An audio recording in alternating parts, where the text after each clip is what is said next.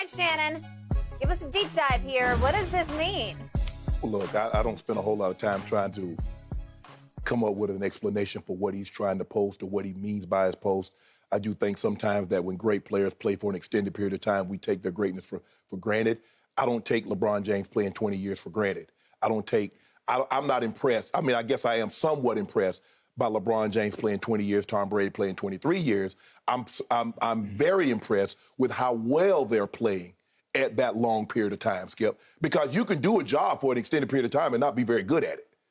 They happen to be great at what they're doing for a very, very long period of time. And this is an anomaly. We don't normally see players. Yeah, there have been players that played 20-plus years in the NBA, but none of them have played at this level with LeBron. Yeah, there have been a couple of players that played last 20 years, 20-plus years, but they're normally kickers, or they don't play at the level that Tom Brady is celebrating. So that's what's most impressive. Yeah, it's somewhat impressive that you play, especially a professional sport, at that long, because we know age and all of a sudden your lateral quickness and things like that, you're not the same player you were when you came into the league. But I just think the thing is LeBron is missing is, bruh, you're 0-4. People not going to give you credit. Like, okay, we take you for granted, but what are we taking for granted? If you were 2-2, maybe you're 3-1, maybe people would look at it different. You're 0-4. I don't even know if you come close to winning one game. You came close to beating Portland. And you should have won that ball game. But other than that, that's the only thing that I can think of. I do think that because LeBron James has done it for so long, he can't shoot the three like Steph. He doesn't have the pizzazz like a Jordan or a Kobe, but he's just consistent. He's just put the ball in the basket as good, if not better, than anybody in the history of the game for 20 years. And we take that for granted because it's kind of like Mahomes. Mahomes gets so much credit because what? It's the flair. Brady doesn't get nearly the credit for throwing the football because it's just, I'm going to drop back, I'm going to throw the ball over the top. No, I'm not going to sidearm. No, I'm not going to change platforms. No, I can't roll left and throw the ball 60 yards down the field. I can't do any of that. And so I think that has a lot to do with it. People like pizzazz now. People like the and one move. People like the highlight, like he's in his bag. Very few times have you heard someone say LeBron is in his bag. You know, I say he's in his bag when he has a buku, but as far as just like handle the ball like a Steph or a Dame and some of these guys and pull up from 35, that's not there. So I just think he's frustrated because his season is not going the way he anticipated. Everybody's healthy. He said, okay, before we make a move with Russ, I mean, they've been talking about that. Russ wasn't, I wasn't healthy, AD wasn't healthy. Let's see if it worked. Well, everybody's healthy and it's not working. So I just think that that's what it is, Skip. I think sometimes we do take him for granted, but I don't know what he meant by that. If that's what he meant by that post, he's elevating, he is up in the air. I mean, we don't normally see guys jumping that high at 20 years into the NBA career. Okay. I hear everything you just said, and I appreciated the one point that you made. You deserve a large share of the blame for 0-4. So to me, when I saw this last night, it struck me as almost childlike pouting on social media because for the first time in a long time, he got heavily criticized, even by Shannon Sharpe, who said yesterday, what was your line? It's one of the worst games, if not the worst regular season game you've ever seen him play. That was on him. Yeah, that was on him, that game. And so his response, he probably saw you say that. And it's like, even Shannon? Yeah. And so he posts, how long, he goes third person to himself, to the world. How long will you be taken for granted? As in, boy, you people are going to miss me when I'm gone. Yeah. Maybe I'll be gone before you know it here, but when I'm gone, you're going to really miss me. Well, there's some truth to that. Yeah, of course. But it's wrong place, wrong time because your team just stunk it up twice for sure, the last two games.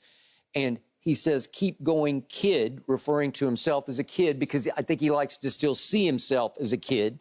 He likes to hang out with his sons because he feels like he's one of them still, where they can play against each other in the backyard and he can put his cap on backward and play kid-like basketball. Yeah. Okay, I get that. But it's childlike to pout about it at a time nobody wants to hear that right now. Right.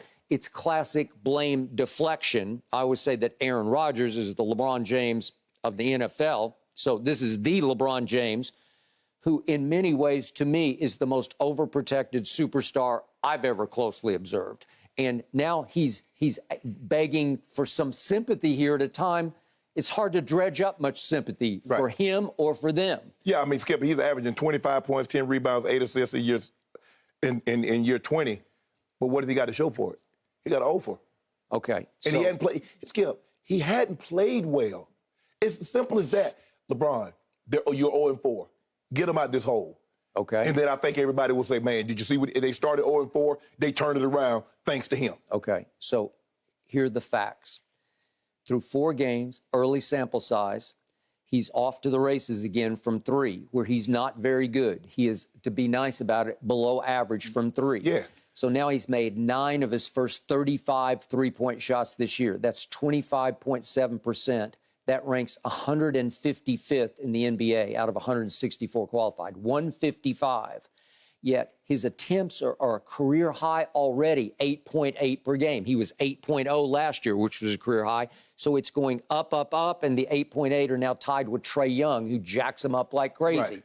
Well, it's too many without cashing enough of them. The math doesn't work for me, and we saw it all last year when he had the 15th most attempts and wound up in free throw make percentage 93rd in the league. The math doesn't work for me. Okay, so he deserves some blame for that. Yeah, of course he does. Okay, so now let's go back to Sunday afternoon out here in L.A. They have an 8-point lead over Portland with 4:42 left, and they give up a 16-6 run down the stretch and lose by 2. It's unacceptable. It's what kept happening again and again last year to my distraction, because I kept watching these games and I'd say, LeBron, because I still have the highest regard for him, especially in year 19 or year 20, he's still playing at a high level. Well, I'm giving him enough respect that I say, if you're up 8 with 4:42 left and you're quarterbacking, you get it home. You just figure out how to get the game home. So what does he do right away? He takes a 3 at 3:55. That was to go up 9, and he missed it. And then there's the layup that he made, but then he comes right back and misses another 3 to put them back up 6. And then he gets the wide open dunk at the end. I've said this his whole career. He's still, he just might still be the greatest driver of the basketball in the game today. I think he's all time for sure. But I'd watch him bully the Trailblazers. They couldn't keep him from the rim. And I'm like, well, just drive it in there and get fouled and go make the free throws. But he doesn't want to do that. No, you can't do that for the entire game. Okay, but I'm just saying, He didn't want any part of that, because we're going to talk about Ben Simmons. He's not Ben Simmons, but he doesn't trust himself at the late game free throw line, while Ben doesn't trust himself at the early game free throw line. But the point is, then we get to Denver, and I'm thinking there's no Russ. And it was this supreme silver platter opportunity for LeBron and AD and everybody else on the floor to say, hey, we're going to show you. Right. The cloud is sitting over on the bench right now. Right. So the cloud has been lifted off us. It is our opportunity, albeit at Denver against a very good team, to make a statement. Right. And the statement was, like LeBron weirdly seemed disengaged. I don't know what happened. I don't know if he's feeling ill or something. And Skip, he said he wasn't aggressive. Yeah. Skip, if you're 3-0 at that point in time, you say, you know what, we're on the road. Let me get the other guy. But in a situation like you're over.